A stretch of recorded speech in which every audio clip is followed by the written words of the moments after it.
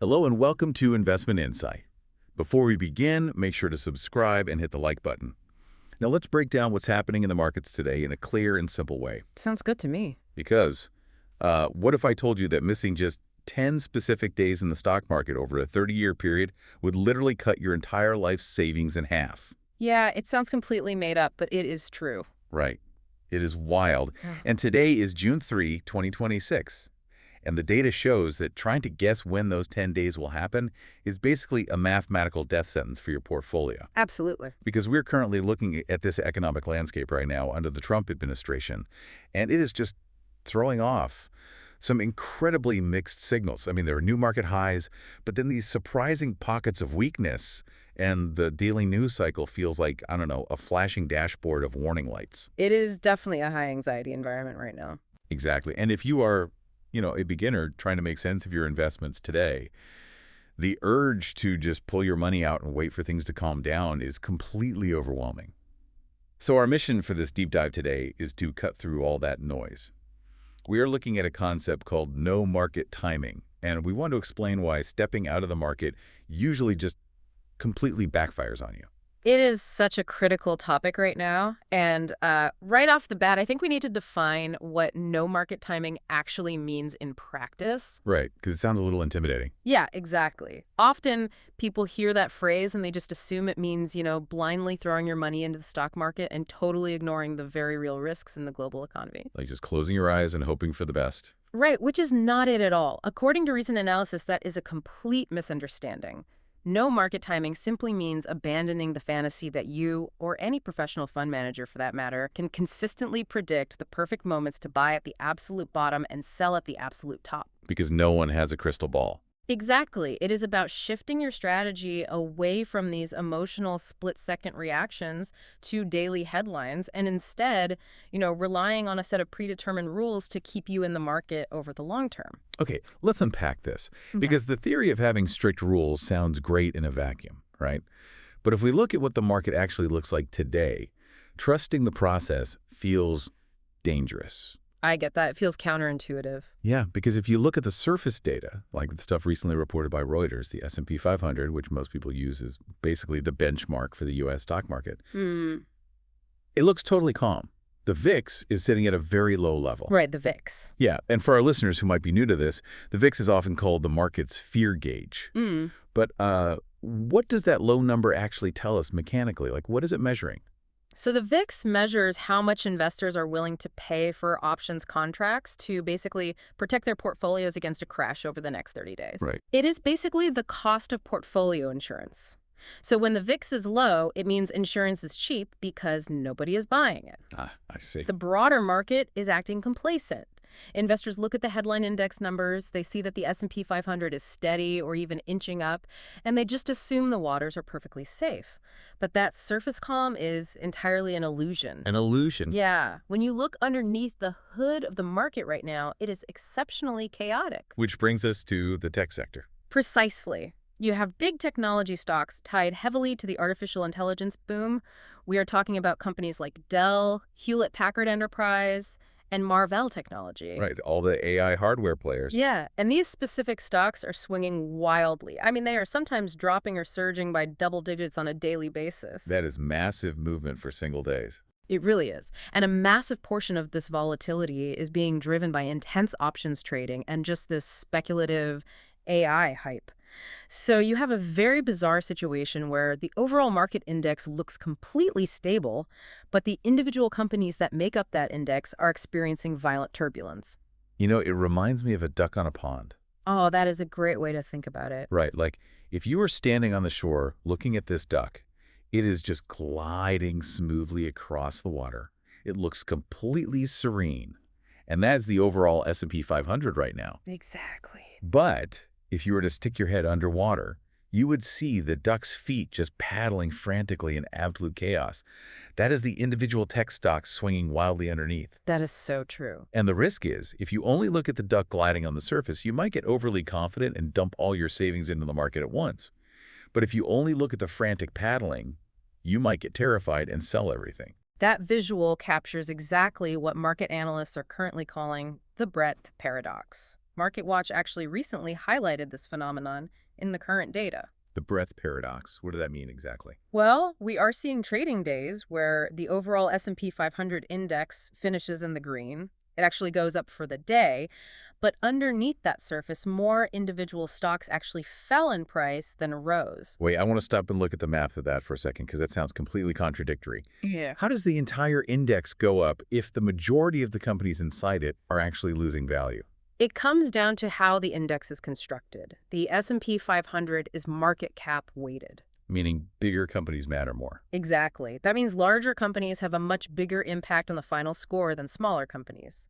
A few massive technology companies are surging so high and commanding such massive valuations that they basically act like a gravitational force. We could just pull everything else up. Right. They pull the entire index up with them, which masks the fact that the broader the dozens of traditional non-tech companies are actually struggling or dropping. Wow, so the big guys are basically hiding the fact that the rest of the market is sinking. Pretty much. And when I see that divergence, I mean, my instinct as a normal person is to step out. If the surface is a mirage and the individual stocks are drowning, it feels incredibly irresponsible to stay fully invested. Sure. Feels like the wrong move. The logical move seems to be moving into cash until the paddling stops and the broader market gets healthy again. But the data says that instinct is actually the single biggest wealth killer in investing, right? What's fascinating here is just how punishing that specific instinct is. We have some revealing data from Hartford funds tracking the performance of the S&P 500 over a roughly 30-year period from 1996 to 2025. Okay, long stretch of time? Yeah. And they isolated the market's absolute best days. So the specific single trading days where the stock market shoots up violently and generates massive wealth. The days you definitely want to be invested for. Exactly. And an astonishing 76% of those best days happen during bad markets. Wait, really? That feels entirely backward. I mean, human psychology dictates that you make money when the economy is booming and headlines are positive, not when everything is crashing.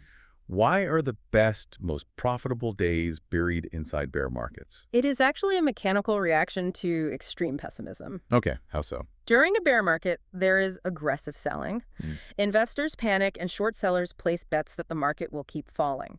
But the moment there is even a glimmer of less bad news, maybe inflation came in a tiny bit lower than expected, or a central bank hints at pausing rate hikes, everyone rushes to buy at once. Like a stampede. Yeah, exactly. The short sellers have to buy stocks back to cover their positions, and investors who are sitting in cash panic that they are missing the bottom. This creates a violent upward snapback rally. Ah, so it is just this huge slingshot effect. Precisely. The data shows that 76% of the biggest upward moves occur either right in the middle of a downward trend or within the very first 2 months of a recovery, long before the news media officially declares that a recovery has even started. And if you miss those snapback days because you were sitting in cash waiting for an all-clear signal from the news. The math is brutal. If you were invested for those entire 30 years, your money would have compounded beautifully. But if you tried to time the market and just happened to miss the 10 best days out of 3 decades, your overall returns would be cut in half. Half. Just from missing 10 days. Just 10 days over 30 years. That margin of error is terrifying. You are talking about a 30-year timeline, and your ultimate financial success hinges on whether or not you happen to be sitting in cash for essentially a single week's worth of trading days. It is wild. And if you miss the 30 best days over that same 30-year period, your long-term returns drop by an astonishing 84%. You basically wipe out all your wealth creation. And the crazy thing is, we saw a textbook example of this exact behavioral trap play out just a few months ago. Oh, in March of this year. Yeah, in March of 2026, the markets experienced a severe bout of anxiety. We had escalating fears over Iran, global oil supplies looked threatened, and inflation data was sparking new worries. Right, everyone was on edge. Investors panicked. They liquidated their stock positions and parked an insane $8 trillion into money market funds. They just sought safety. $8 trillion sitting on the sidelines because the immediate future looked too unpredictable. Right.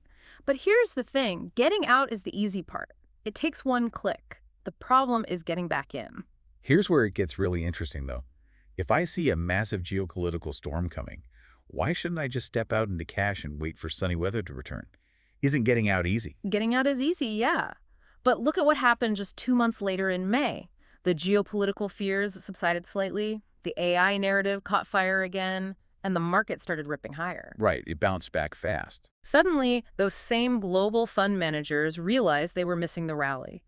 They completely reversed course, dropping their cash levels down to just 3.9% as they frantically rushed back into stocks at much higher prices than they sold them for.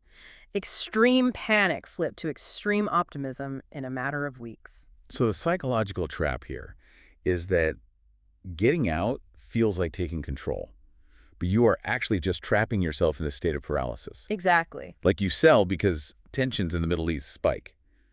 A month later, stocks drop, and you feel like a genius for a brief second. Right, you think you beat the system. But then that sudden violent relief rally you mentioned happens. The market bounces.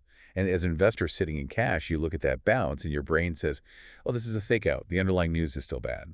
So you wait. You wait for confirmation. Yeah, then stocks go up some more. Now you think, well, I can't buy now. I'd be paying more than I sold them for. So you wait again. You wait for interest rates to be perfect. You wait for politics to calm down. Which never happens. Right. And meanwhile, the market has already recovered, and you have entirely missed that critical window where the best days happen. You avoided a temporary drop, but you permanently locked in a loss of future compounding. It is devastating. However, we do have to acknowledge why cash is so seductive right now. Exactly. Because in 2026, short-term interest rates are still relatively high.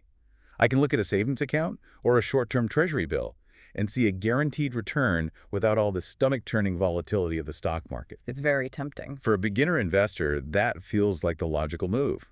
Why subject yourself to the emotional roller coaster when the bank is paying you just to sit there? Well, cash is absolutely vital for short-term needs, right? Like your emergency fund, daily expenses, a down payment for a house you are buying next year. Sure, money you actually need soon. Right.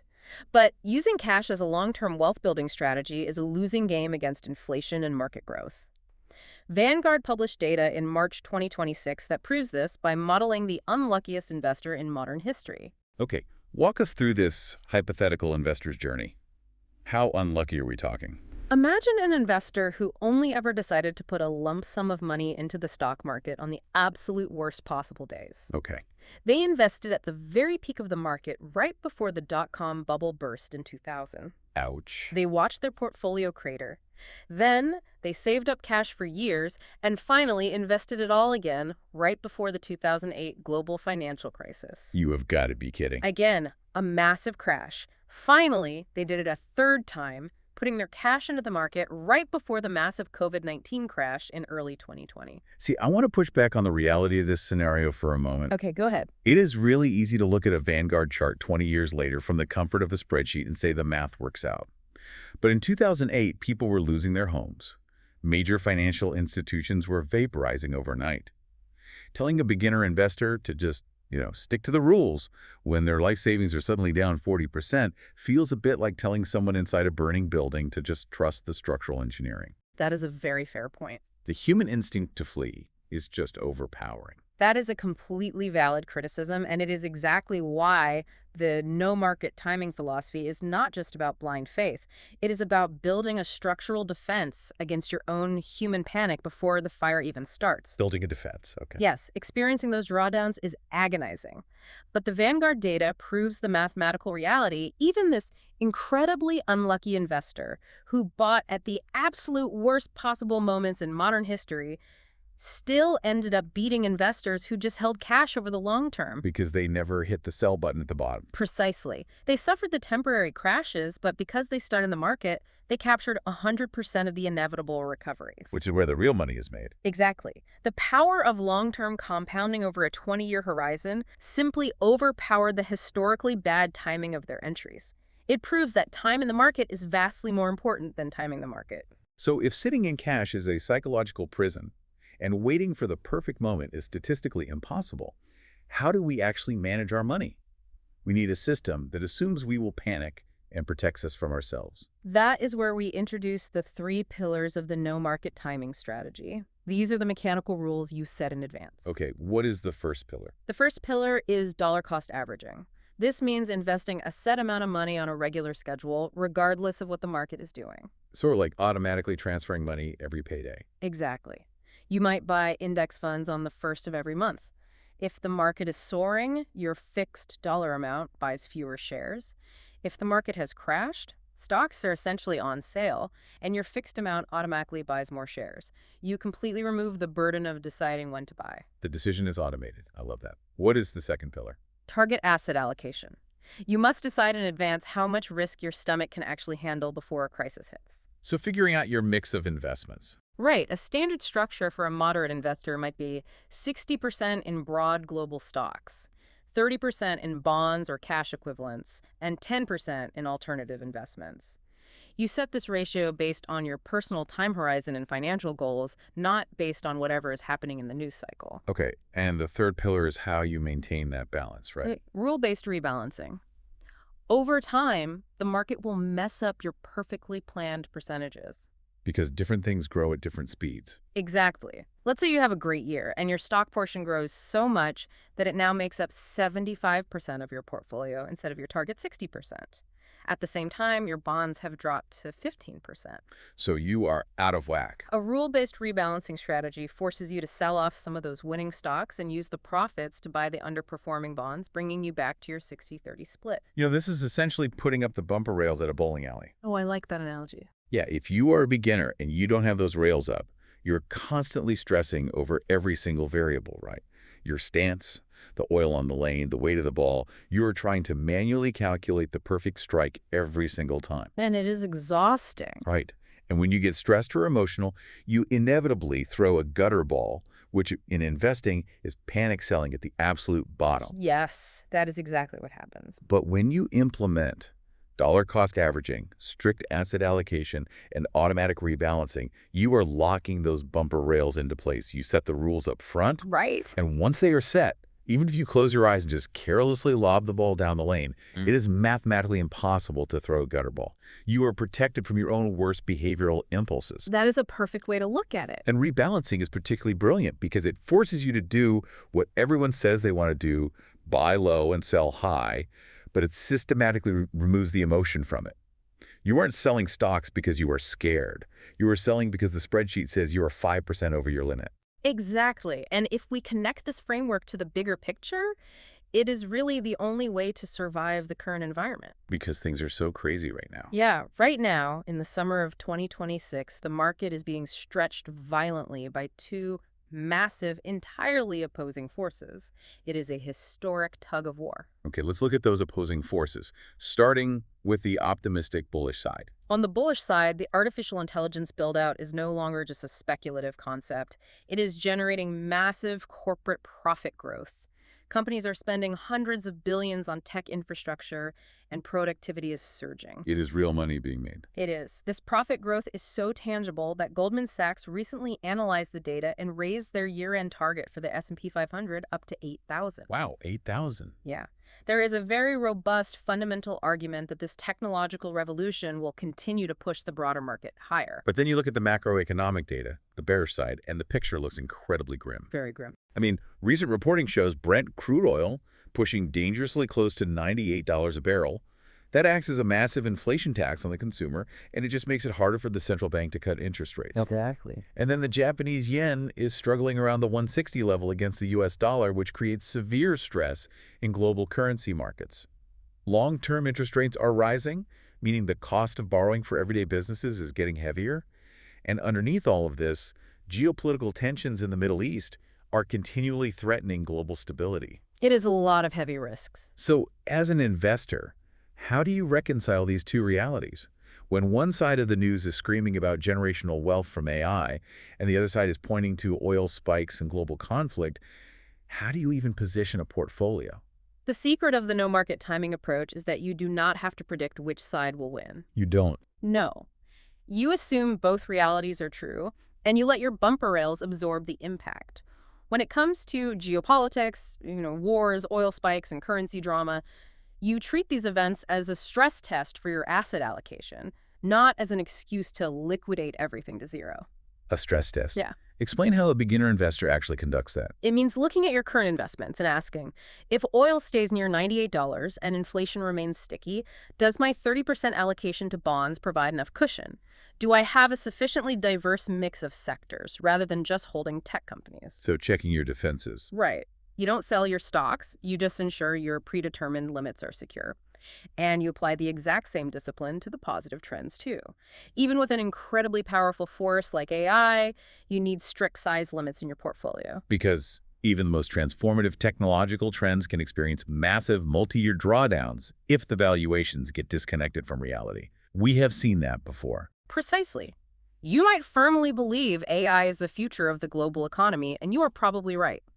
But if you let your excitement override your rules and you throw 80% of your net worth into 3 AI hardware stocks, you are exposing yourself to catastrophic loss if the rollout takes a temporary pause. You are taking off the bumper rails. Exactly. By relying on your bumper rails, saying, for example, no single technology sector will ever exceed 20% of my total portfolio, you capture the upside of the AI revolution, but you automatically harvest profits when the sector gets too hot, protecting your downside. You let the mathematics of your rules do the heavy lifting, rather than trying to outsmart global events. We have covered a massive amount of ground today, so let's pull all of this together. The main takeaway for you, the listener, is that no market timing does not mean you are being passive, Yeah. and definitely doesn't mean you are ignoring the news. No, not at all. It means you are taking active, disciplined control of your own rules, instead of vainly trying to control or predict the future of the global economy. It means accepting that the stock market is always going to look like that duck, serene on the surface, chaotic and volatile underneath, and realizing that you don't need to predict the chaos to build wealth. That is exactly right. Time in the market, low-cost funds, consistently buying through the dips with dollar-cost averaging, and sticking to a rigid rebalancing schedule, these are the actual proven mechanics of long-term wealth creation. You do not have to be a macroeconomic genius. You just have to be a disciplined rule follower. This raises an important question, and it is something I want everyone listening to deeply consider as we wrap up our analysis today. Take a look at your own savings and your brokerage accounts this week. Yeah, open them up. If you are currently sitting on a mountain of cash on the sidelines, ask yourself a hard question. Is that cash there because of a carefully planned mathematical strategy? Or is that cash just a monument to your fear from the last scary news cycle? A monument to your fear. Wow. That is a completely different way to evaluate a portfolio. Are you holding cash because you actually need the liquidity next year, or simply because a headline last month terrified you into paralysis?